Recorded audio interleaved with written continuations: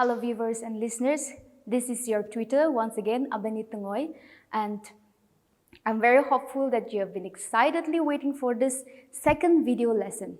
I'll be continuing with Alternative English, Class 11, Poetry section. And today we will be dealing with a very interesting poem again.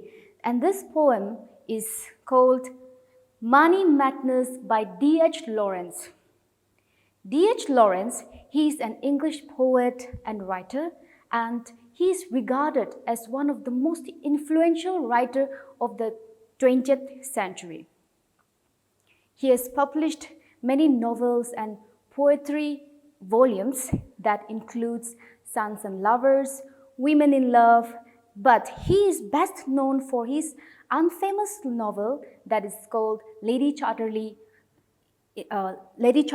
Lover. So these are some of the novels that has been published and successful, which has made him famous.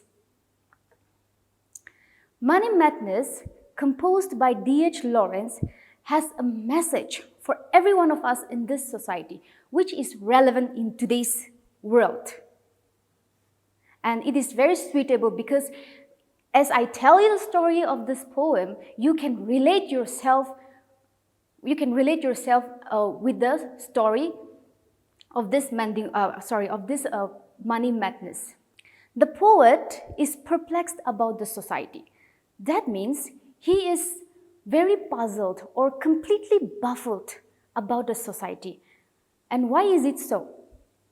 This is because he feels that, if a man turns out to be so devoured by the madness of money, he will definitely forget or he will definitely overlook all the essential in the world. Financial issues are, of course, full of stress.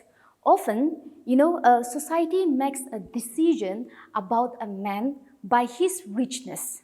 Okay? So if a man is poor, the society will not care at all. They will just let him eat dirt. And make him go cold. They wouldn't care about his well-being. All right. Now, this poem is an evaluation of the madness for money in these modern times. These days, money holds more importance than anything else in the lives of the people. The poet, through this poem, he is trying to, exemplify the situation and then present the social and moral degradation that such madness for a thing so materialistic renders.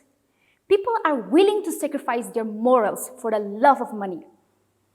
So now we shall start the content that is in the poem. So now the first stanza, it starts with the line, "Money is our madness, our vast collective madness." This means that, this money, we are obsessed about money.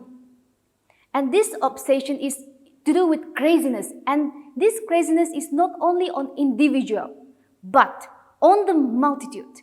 That means on a large group of people. So this obsession is not only on individual, but on a large group of people. Okay? So in a way, we can say that almost everyone is obsessed about money. It is just that we are not realizing about it. We have our own share of insanity wherever we go. Say, supposing we are living here in our own town and we know that, okay, we are obsessed about money and you want to let go of your obsession thinking that, if you go to your village, you will forget about your obsession. But this is not happening. The poet tells us that, wherever you go, no matter how far you go, the obsession, that insanity will always follow you. That is all about the first stanza. Now in the second stanza, the poet, he becomes doubtful. What is this doubt? Why is he doubting about? Or what is he doubting about? The doubt is about man. Okay? If he hands out a pound is the official currency of the United Kingdom or the Great Britain. All right. So if a man or if any man hands out a pound and maybe gives somebody else, as like helping the needy, Does he feel the pang? That means, does he feel pain in our heart? Or is he willingly giving? Is he willingly giving the money, or is he giving the money because he knows that people are watching him? That means just to show people that, I'm very generous and I want to help the needy. Is that the way, or is it willingly giving? But he feels that, the poet feels that men, if they feel that pang, that means if they feel that pain just by handing out a pound, then imagine the level of pain. If the man hands out 10 pounds, that means the pain will be 10 times more, right? Okay. We will feel the real tremor. We will feel afraid, and then we will shake. Deep in our hearts, we feel that, you just wish that the money that you're handing out, just comes back to you again. Okay, money has just put us down. So we bow before money. We worship money. We grovel before money. That means we become very obedient and attentive to money just to obtain favor or forgiveness. Okay? This shows us that we are ready to do anything for money, for the sake of money. We have become slaves. We have become slaves to money. It is money that is ruling us, not we. Actually, we should be ruling, right? But it is money that is ruling us. Money has become the boss in the society. Okay? Now, in the third stanza, the story of this poem progresses, it becomes more interesting. It becomes more realistic. You can relate it to your society, to your life. All right. Now, in the third stanza, the poet tells us that it is actually not money that we are terrified of, but it is the madness for money that we are terrified of. Okay. We are terrified of the madness that money brings to mankind. In the third stanza, we see how man is judged by the money he has. The society has become very judgmental. The society has become very judgmental. They will start pointing finger at you. They will start, judging you by the money you have got. Even here also, in our society, now the social media is doing a great job. We all know that. What we do is usually we become very judgmental just in front of the monitor, in front of our phone. Most of us are, keyboard warriors, so to say. You forget about yourself. We think that we're so perfect, and then behind the screen, in front of the screen, we keep on judging others. We forget that we too, as humans, have got flaws. Okay, if people have more money, they have got more respect in the society. See, in one way, it is like respecting the money and not the person. All right? So just think about it. How sad is that? People are, respecting money. They're worshipping money. They don't care about the morals, the values of the people. Those who have less money or those who do not have money are discriminated in the society. They have to face all the criticism, the blames, the guilt that comes with poverty. So if a man has no money, he will have to eat dirt and go cold. Why would the society care? Such is the cruelty in this world. So we see that when we evaluate a person today, we hardly notice his morals, his values and characteristics. Okay? What we only judge, the thing that we judge about a person is his material possession and wealth only. Okay? Now the fourth stanza. In the fourth stanza, we see how people spend enough to buy him some food. So there are also people who are doing charitable work, all right? They are also helping the needy. And here we also see that there are people who is, helping people, and people again to buy food to them. Here it's written bread, that means food, okay? But we have to keep in mind that those people who buy food for us in the first place, they will not keep on buying food for us all the time, all right? So what eventually happens? Is that we will end up eating dirt. We will have to go searching for food on the streets, in the corner, and then if we want to survive, no matter how clean the food, we have to, have it if we want to live. All right? Okay, so if they don't have money, means they will have to eat dirt. So this is the society that we are living in. Now, in the fifth stanza, we see that, the insane worship of money has become like a form of delirium. That means, mental disorder. All right? It is affecting us mentally because of this worship, this insane worship of money. And that we as species, we're suffering with, okay? We're suffering, and this is how it affects our health.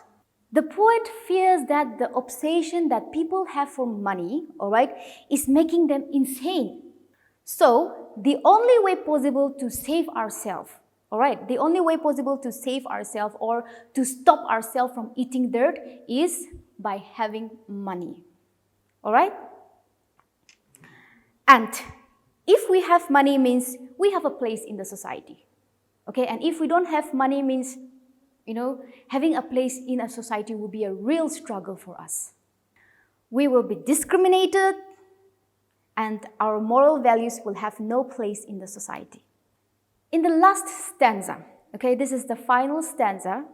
In the last stanza, the poet starts with the line, and this is wrong. Bread should be free, shelter should be free, fire should be free. So what does the poet mean by these lines? Bread, that means our food, okay? Shelter, that means a home to live in. And fire, to protect us from the heat, from the storm, from anything, okay? In short, we can say that the basic needs of every human being should be provided for free for each and every individual in the world without any discrimination. We must try to regain our sanity. So that, we must try to regain our sanity before we start killing one another. It is going to be it is going to be a disaster in the future. So we have to think about it from now. The present is the place where we need to think about. Don't always wait for the future. So if you don't want to see disaster in the future, we have to work it out now. For that case, here the poet is giving us a suggestion, okay? A suggestion that our basic needs should be provided for free. So we must try to regain our sanity before we start killing each other, all right? So we know that people can go to any extent for the love of money. People will kill, people will kill others if they are paid for that. This money will attract them and they will be ready to even kill people. And that is very dangerous in the future. Okay, so ultimately, this will cause the whole world to burn with enmity, hatred, jealousy, and insanity. It will continue to cause more human suffering and deaths. We have to choose either one. Okay, one is human survival and the other is eventual ruin.